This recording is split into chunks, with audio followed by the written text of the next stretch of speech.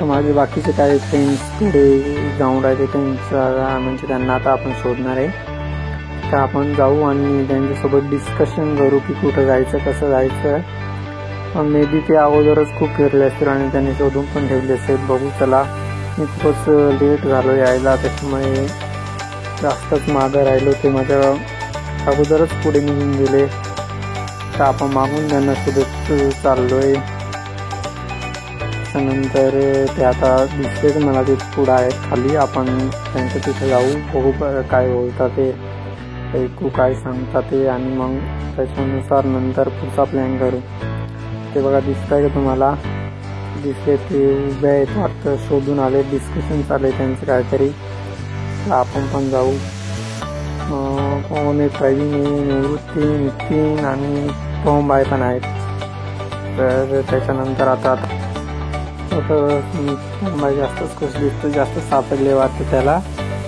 तर आता मग आम्ही तिथून डिस्कशन झालं आणि निघालो परत. ते बोलले की आम्ही खूप फिरलो म्हणे, सापडली पण नाही. प्रवीणच्या हातात फक्त थोडीशी सापडली, ती बघा प्रवीणच्या हातात दिसते, तेवढी फक्त सापडली. आता आम्ही मग तेवढी घेऊन आणि बघतो रस्त्यात अजून कुठं सापडली तर तेवढी घेऊन आम्ही चाललो आता घरी. घराच्या दिशेने चाललो. मी जास्तच लेट झालो वाटतं.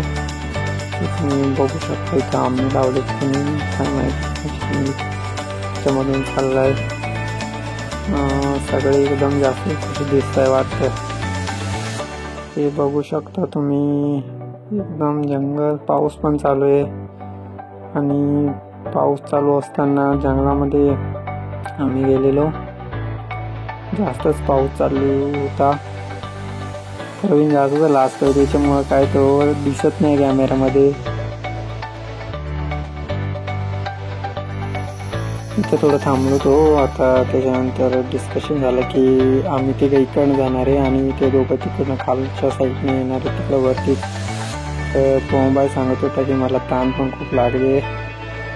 पवनबाई पाणी तिथं एकदम जंगलातलं शुद्ध पाणी. पवनबाई झाली का ताण मस्त एकदम.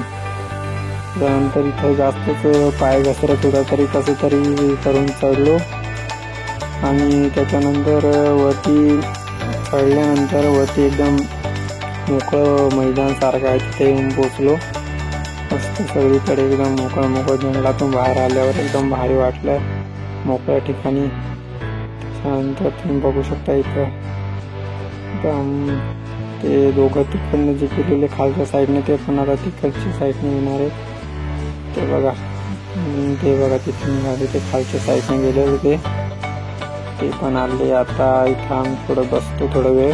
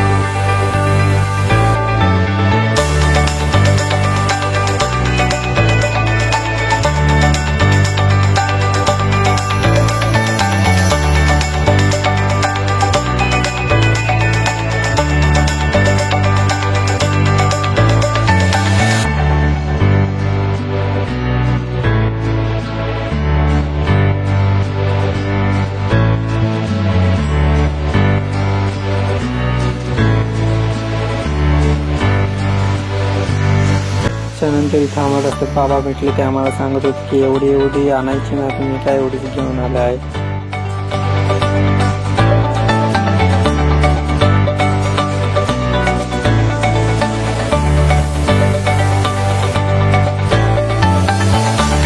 शेवटी आम्ही घरी पोहोचलो. आय होप तुम्हाला व्हिडिओ आवडला असेल तर सबस्क्राईब करा, लाईक करा, शेअर करा, कमेंट करा. धन्यवाद. थँक्यू.